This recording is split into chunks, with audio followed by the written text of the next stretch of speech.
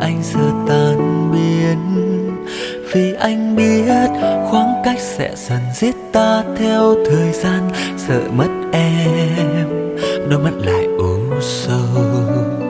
Biết làm sao khi anh đã yêu em nhiều như vậy.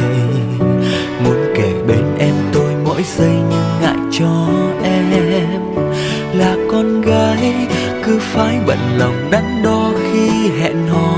Làm thế nào để có thể bên nhau như đã hứa? Có lẽ cần một cái gật đầu xin cha mẹ về bên anh, để chẳng may đường về chưa đông đã sẽ có bàn tay chở che em này. Cái gật đầu dù chẳng sang giàu nhưng chỉ cần được bên em, để sẻ chia và dù cho ai có